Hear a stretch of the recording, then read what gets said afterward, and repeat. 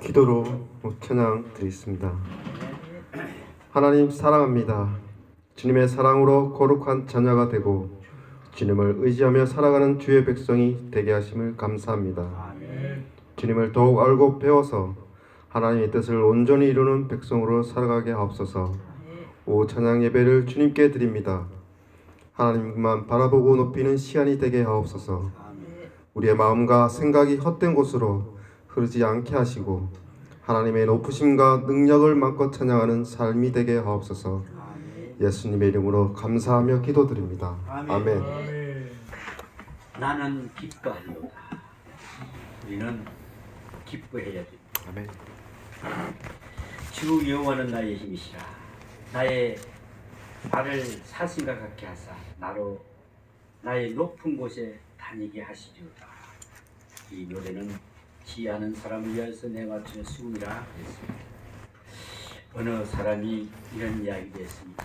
불교는 조상집과 같고 유교는 제사집과 같고 기독교는 잔치집과 같다고 말했습니다. 그럴듯하게 비교한 것 같습니다. 그지요? 기독교는 정말 감사의 종교입니다. 그리스도인의 생활은 축제와도 같습니다. 그리스도는 신랑과 같고 우리 믿는 성도들은 신부와 같으므로 그리스도와 성도들의 만남이란 축제일 수밖에 없습니다. 죄와 사망과 사단과 율법으로부터 자유한 신령들이 그리스도를 모신 영원한 축제인 것이다 그랬습니다. 그래서 우리는 매일매일 축제가 되어야 됩니다. 하나님과 동행합니다. 매일매일 우리는 주일이 되어야 됩니다. 매일매일이 우리는 성탄일이 됩니다. 매일매일이 우리는 부활주일이 되어야 됩니다. 이런 삶 속에 살면 우리가 무엇을 하든지 간에 기쁨으로 뛸 수뿐이 없습니다. 예수님께서는 말씀하시기를 신부가 신랑과 함께 있는 동안에는 금식을 할 수 없다고 하였습니다. 그리스도와 성도가 만나는 그 축제의 시간에 슬픔이나 단식 같은 것은 있을 수 없다는 그런 말입니다. 오늘 이 시간 예수님과 동행하는데 무슨 슬픔이 있겠습니까? 윌리엄 노우라고 하는 그의 저서를 보면은 음수클 부르심이라는 그런 책이 있습니다. 음수크의 부르심.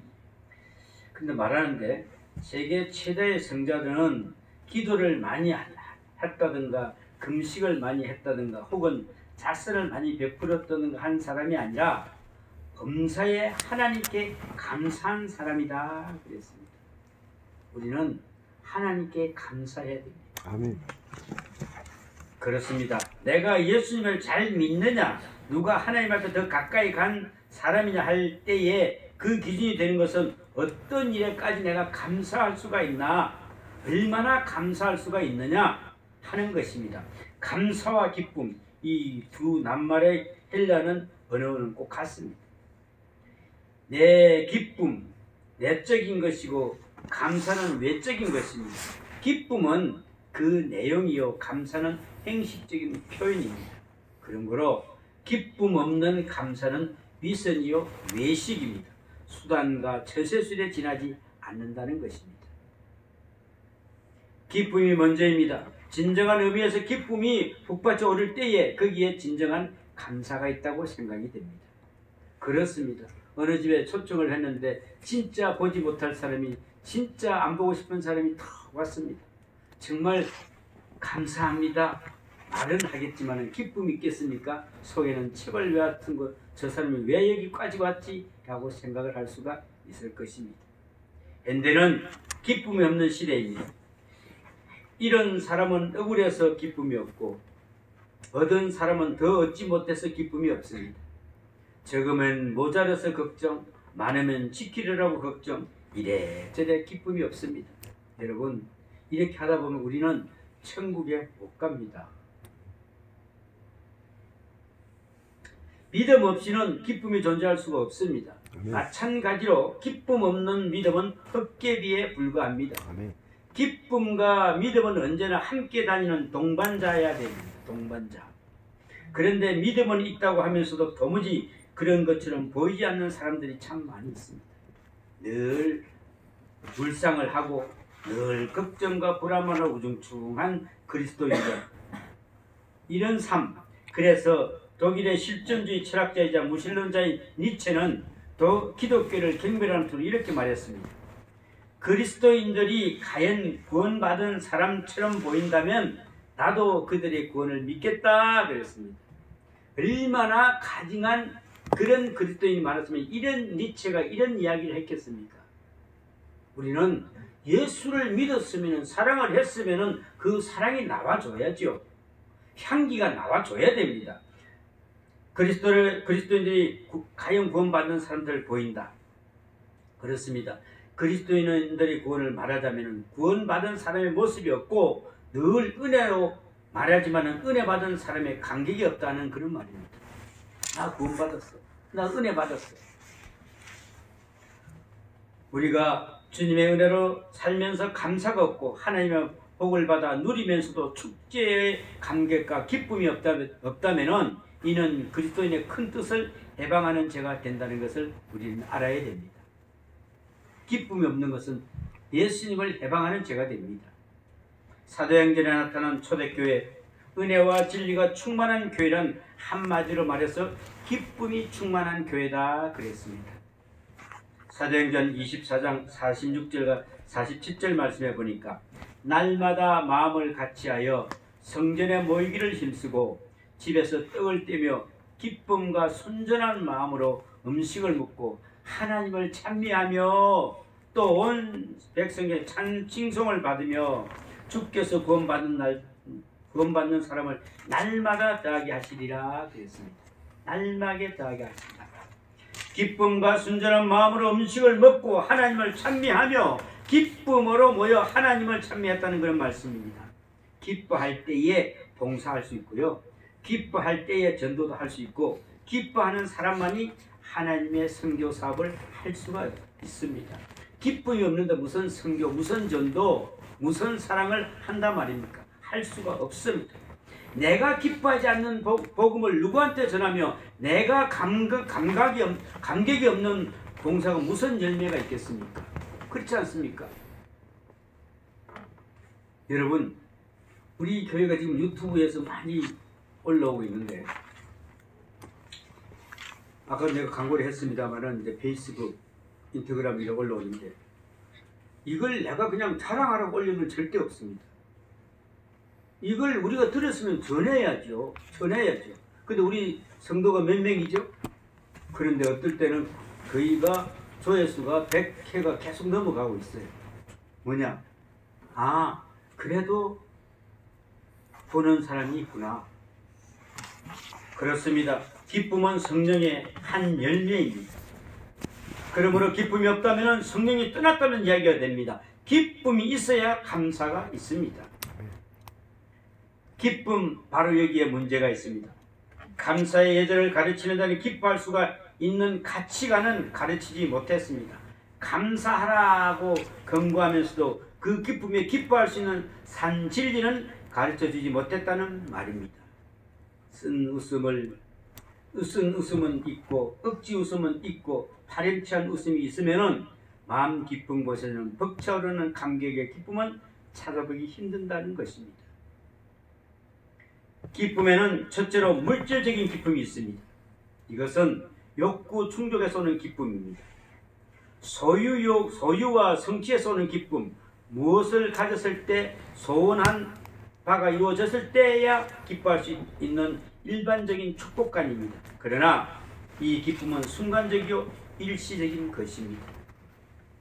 여러분, 지금 돈이 없는데 돈이 여러분 쓸 뭔가 더 충분히 넘쳐났다고 생각해 보십시오. 그때는 기뻐서 날뛸 것입니다.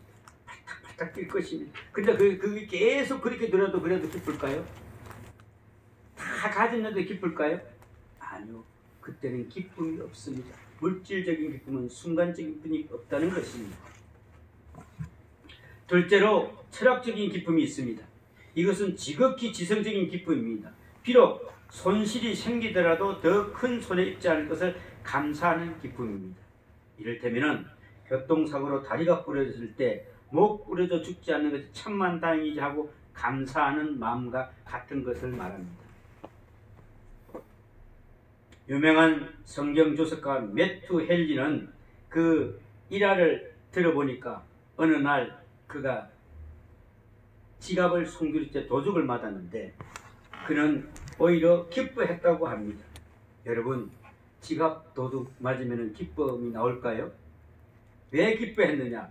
그 이유는 첫째, 많고 많은 날들 중에 오늘 처음 도둑을 맞았기 때문이요. 둘째, 지갑만 뺏기고 생명은 뺏기지 않았기 때문이며, 셋째, 작은 것을 잃고 큰 것을 잃지 않았기 때문이라는 것입니다. 그리고 넷째는 세상에 별의별 사람이 다 있지만은 매튜 헨리는 자신은 도둑질 하는 자가 되지 않고 도둑 맞은 사람이 됐다는 것에 기뻐했다고 했습니다. 우리는 모든 것을 다 기쁨으로 승화시킬 수 없습니다. 왜 우리는 그리 하지 못할까요? 그 모두가 합리적이고 지당한 이야기입니다만은 이것은 지극히 어떤적인 지성적인 철학적 기쁨이요 철학적 감사이라는 것이죠. 그렇습니다. 그러나 그리스도의 기쁨은 위에 말한 두 종류의 기쁨과는 완전히 다릅니다. 물론 그리스도인이 감사와 기쁨에도 물질적인 것과 철학적인 것이 다 포함되어 있기는 합니다. 그러나 차원이 다르고 그 뿌리의 깊이가 다릅니다. 그리스도인의 감사에도 추수에 대한 감사, 출세에 대한 감사, 걱정에 대한 감사 등 여러 가지가 있을 수는 있습니다. 그러나 기독교적 감사의 뿌리는 사죄의 은총을 누리는 데 있는 것입니다. 내 죄의 사함을 받았다는 것입니다. 어떤 것이 우리의 기쁨일까요? 우리가 예수님 앞에서 죄의 사함을 받았다. 어떤 분이 간증을 했습니다. 나는 부하고 가난하고 흥미가 없다. 얼마나 오래 살고 얼마나 건강하는 데는 흥미가 없다. 심지어는 천당 가느냐 지옥 가느냐 하는 것도 내게는 별로 관심이 없다. 다만 내가 죄의 사함을 받았다는 것, 그리고 하나님의 자녀가 되었다는 것, 이것만은 나의 최대의 관심사다 그랬습니다. 여러분, 우리가 이거 없으면 어떻게 천당 갈 수가 있겠습니까?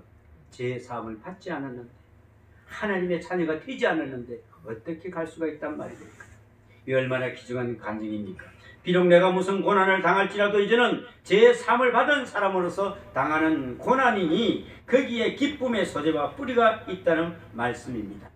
재물이 주는 기쁨은 멀지 않은 허무와 상실의 슬픔으로 변할 것입니다. 우정으로 인한 기쁨도 어느 곁에 퇴색한 추억으로 사라질 것입니다. 젊음과 건강으로 말미암아 기뻐했다면 머지않아 늙고 병들을 때는 절망적인 슬픔을 느끼게 될 것입니다. 그러나 우리가 속죄받았다는 감사, 이것만은 영원히 변치 않는다는 것입니다. 조건 붙은 감사는 다른 조건이 생길 때에 원망으로 변하기 쉽습니다.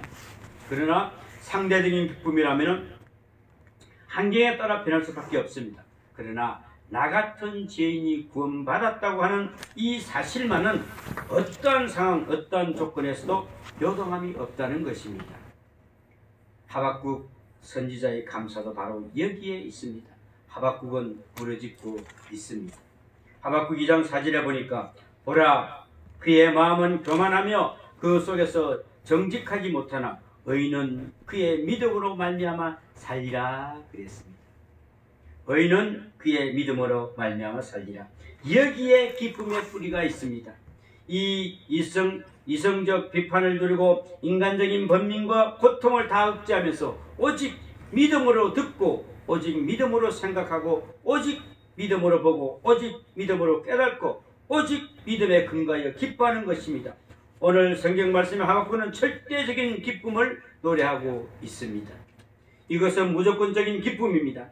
차원 깊은 곳에서 솟아나온 변치 않는 기쁨이요 긍정적이고 적극적인 신앙적인 감사입니다. 여러분, 성경에 기록된 있는 이스라엘의 그 출애굽 역사를 보면은 이스라엘 사람들은 심한 변덕을 읽을 수가 있습니다. 처음에는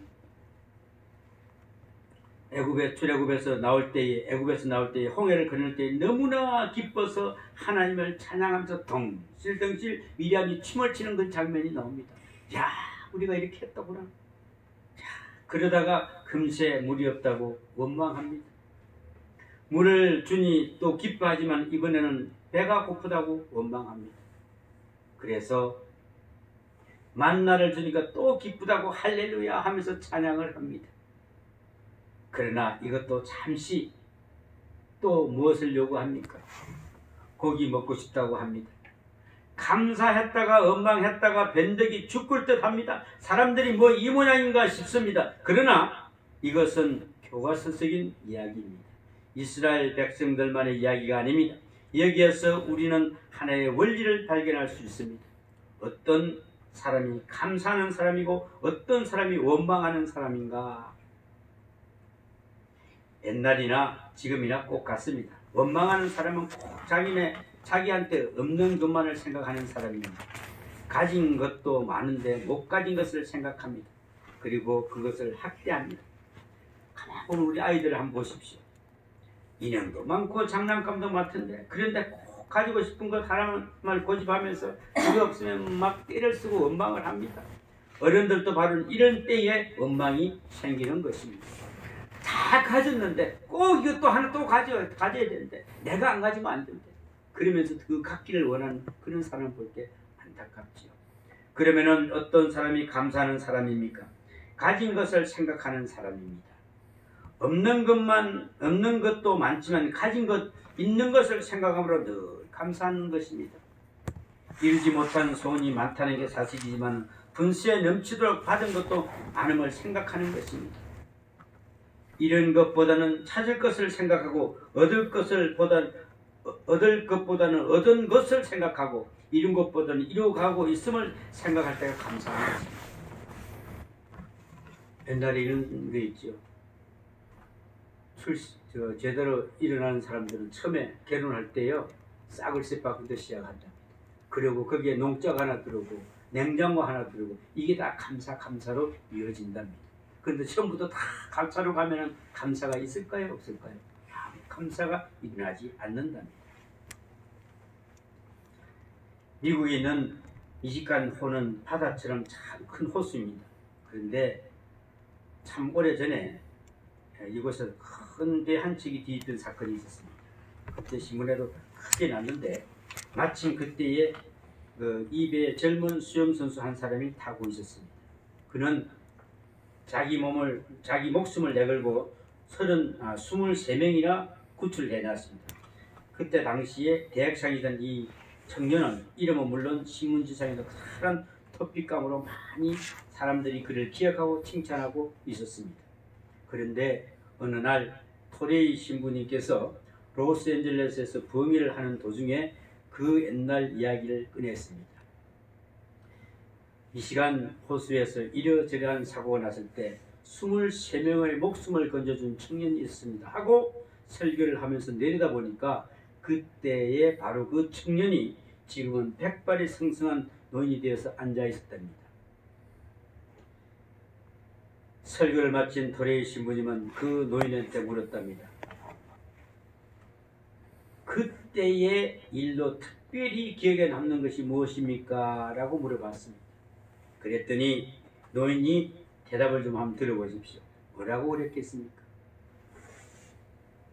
그 23명 가운데 내게 찾아와서 고맙다고 말하는 사람은 한 사람도 없습니다. 이것이 기억난답니다. 왜 안 갔을까요? 예수님께서 10명의 문둥병자를 고쳐주셨습니다. 그런데 사마리아인 한 사람만이 돌아와서 감사하다고 인사를 합니다. 이때에 예수님께서는 슬프게 말씀하십니다. 누가복음 17장 17절에 예수께서 대답하여 이르시되 10사람이 다 깨끗함을 받지 아니하였느냐 그 9은 어디 있느냐 물어봅니다. 예수님께서 얼마나 서글펐겠습니까? 문둥병자 지금 그 병을 가지고 다니면 어떻게 되겠습니까? 나서지도 못하는 자들입니다. 그런데 10명이 고쳐줬는데 1명이 찾아가서 감사합니다 그랬습니다. 10명이 다 깨끗함을 받았지 않았느냐? 그 아홉은 어디 있느냐? 여러분 다시 한번 깊이 생각하시기 바랍니다. 아홉은 어디 있느냐? 은혜를 입은 사람은 열인데 왜 한 사람은 돌아왔느냐? 이것은 바로 우리들을 향하신 책망이기도 합니다. 감사하는 사람이 너무 적습니다. 이것을 하나같이 받지 못한 것을 생각하고 각자 가지지 못한 것만 생각했기 때문에 그렇습니다. 사건을 긍정적으로 적극적으로 받아들이지 않고 믿음으로 생각할 수 있을 때에 비로소 감사할 수가 있다는 것입니다. 특별히 오늘 본문 말씀을 보면은 나는 여호와를 인하여 즐거워하며 라고 나는 이라는 주관적인 말이 나오고 있습니다. 다른 사람이 어쨌든 나만은 이라는 말입니다. 사도 바울도 나는 감사하다라고 말합니다. 그리스도인은 핍박자요 박해자였던 나는 그리스도의 인도를 핍박자요 박해자였던 나를 주님께서 사도로 불러주시니 나를 택하신 그리스도, 나를 구속하신 그리스도, 나를 참아주신 그리스도께 다른 사람은 몰라도 나만은 감사하다는 고백입니다. 은혜란 주관적인 것입니다. 나와의 직선적인 관계입니다. 그래서 남이야 어떻게 됐든 간에 상관이 없습니다만은 내게 내려진 사제의 은총을 감사하고 은혜 입은 나만을 생각하기 때문에 감사합니다. 나만은 하나님의 은혜에 감사할 수밖에 없다는 것입니다. 어느 목사님이 다리를 저는 분이 한 분이 계셨습니다. 그런데 그 목사님은 대단히 명랑합니다. 아주 무슨 그래도 늘 긍정적입니다. 감사합니다. 그런데 이따가 좀 고통스러운 일이 생기면은 그는 6.25 때 일을 회상한다고 합니다. 총 맞고 시체 뜸이 속에 묻혀 있다가 살아난 일, 총 맞은 자리를 만져보면 그 당시의 상황이 눈앞에 선히 떠올라서 감사하게 된다고 합니다. 다리를 절든지 말든지 총상자국이 흥하든지 말든지 그때를 생각하면 그저 감사할 뿐이라는 것입니다. 그렇습니다. 우리는 나름대로 내가 받은 은혜를 내가 감사할 줄 아는 비법을 가지고 있어야 합니다. 남들이야 아무튼 남들이야 어떻든 상관이 없습니다만은 나 같은 죄를 구속하신 하나님께 나는 감사할 수밖에 없습니다. 고백한다는 것입니다. 오늘 성경을 가만히 들여다보면 바로 눈앞에 원수가 쳐들어오는 장면이 보입니다. 환난 날을 내가 기다림으로 내 뼈에 썩이는 것들이 들어왔으며 내 몸은 내 처수에서 떨리는도다 그랬습니다. 큰 환난이 다가오고 있습니다. 그러나 하박국 선지자는 제약과 혼돈성에서 하나님의 진노와 심판을 보는 동시에 하나님의 구원도 보았습니다. 하나님의 무서운 진노를 보는 동시에 하나님의 궁리를 볼 수 있었습니다. 실패와 좌절과 모순과 암담함이 있지만은 그와 동시에 하나님의 약속된 미래와 축복을 내다볼 줄 아는 믿음도 있었습니다. 현실은 납득이 가지 않는다 해도 하나님의 사랑을 믿는 그 믿음만은 흔들림이 없었습니다. 그래서 감사했습니다. 그래서 기뻐했습니다. 여러분, 본문은 어느 때 읽어봐도 감격스러운 고백이 있습니다. 무슨 고백일까요? 비록 무화과 나무가 성치 못하며 포도나무에 열매가 없으며 감람나무에 소출이 없으며 밭에 식물이 없으며 우리의 양이 없으며 외양간에 소가 없을지라도 나는 여호와를 인하여 즐거워하며 나의 구원의 하나님을 인하여 기뻐하리로다 그랬습니다. 이것을 다시 우리말로 한번 바꾸어 보겠습니다. 사업에 실패하고 몸은 병들고 명예는 실추되고 온 세상 사람들이 다 나를 비웃는다고 할지라도 남들이 나를 향하여 불행하다고 말하며 저주받은 사람이고 멸시할지라도 나만은 여호와를 인하여 즐거워하며 여호와를 인하여 기뻐하노라. 이걸 바꾸어 한번 보십시오. 내가 받은 은혜가 내가 압니다. 그것은 내 믿음으로 내 나름으로 깨달을 수 있는 것입니다. 그러므로 다른 사람들의 평가에서 구애받지 않고 나는 나름대로 감사하고 기뻐하는 것이다 그랬습니다. 오직 하나님의 은총으로 말미암아 기뻐하는 사람만이 진정으로 범사에 감사할 수가 있습니다. 그런 사람만이 깨달음으로 감격으로 살아간다는 것입니다. 여기에 큰 용기가 있고 여기에 봉사의 능력도 있습니다. 여기에 지혜가 있고 사랑이 있고 여기에 창조의 능력이 있습니다. 기도하는 사람과 봉사하는 사람한테는 사단이 시험을 걸 수도 있고 유혹할 수도 있습니다. 그러나 감사하는 사람한테는 사단이 시험을 걸지 못합니다. 오직 감사만이 시험을 이긴다는 것입니다. 내가 원망할 때 사단의 시험이 빠지고 내가 감사할 때 시험을 이길 수 있는 것을 알아야 합니다. 감사야말로 지혜의 근본이요 승리의 힘이요 능력의 원천임을 알아야 한다는 것입니다. 오늘 말씀합니다. 나는 여호와를 인하여 즐거워하며 나의 구원의 하나님을 인하여 기뻐하리로다. 이런 말씀을 늘 가슴에 새기는 여러분이 되시기를 축원합니다. 아멘. 기도합니다. 사랑의 하나님, 내가 원망할 때에 사단의 시험에 빠지고 내가 감사할 때는 모든 시험을 이긴다고 하였습니다. 감사야말로 지혜의 근본이요 승리의 힘이라고 했습니다. 오늘도 나는 여호와를 인하여 즐거워합니다 라고 고백하는 성도들이 되게 하여 주시옵소서. 오늘도 우리가 일주일 동안 살아가면서 늘 기쁨과 감사로 주님께 승리하는 복된 삶이 되게 도와주 믿사오며 우리를 보내신 예수님 이름으로 기도합니다. 아멘.